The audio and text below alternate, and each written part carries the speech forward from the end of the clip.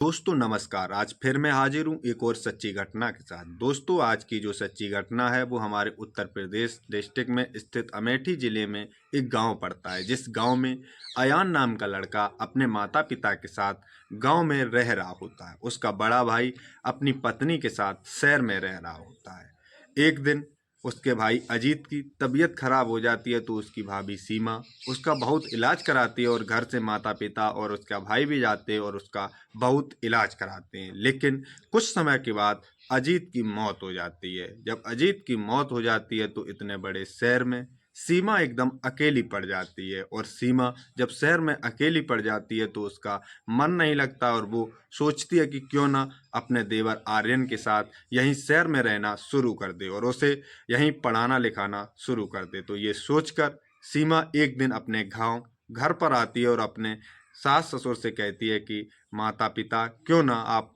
आर्यन को मेरे साथ भेज दें, वो वहीं पर अच्छी पढ़ाई करेगा और पढ़ लिख कर एक बड़ा आदमी बनेगा। इस बात पर उसके सास ससुर कहते हैं कि अगर आर्यन तुम्हारे साथ जाना चाहता है तो तुम उसे ले जाओ। यह बात सुनकर आर्यन भी बहुत खुश हो जाता है और वो अपनी भाभी के साथ जाने के लिए तैयार हो जाता है।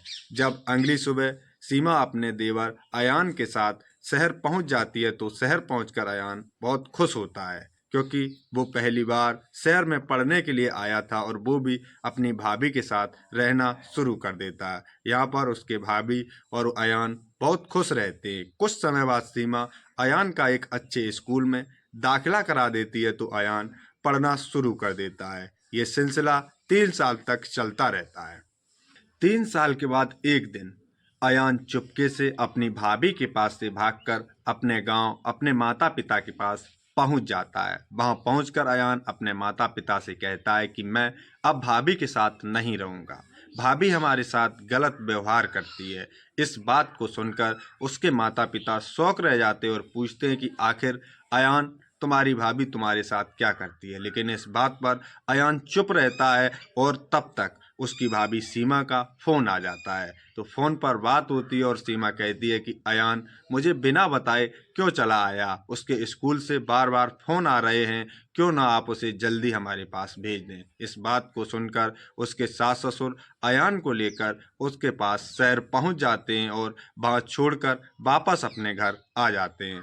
अयान फिर से पढ़ना लिखना शुरू कर देता है, लेकिन कुछ दिन अयान वहाँ रुकता है। उसके बाद अयान फिर से अपने घर अपने माता पिता के पास भाग आता है। लेकिन इस बार भी उसके माता पिता जो बात अयान कहता है वो बात मानने के लिए तैयार नहीं थे। इस बार उसके माता पिता अयान को बहुत समझाते हैं, लेकिन अयान किसी भी हालत में अपनी भाभी सीमा के पास जाने के लिए तैयार नहीं था। वो कहता है कि सीमा भाभी हमारे साथ रोज रात में संबंध बनाती है। इस बात को सुनकर अयान के माता पिता तंग रह जाते हैं।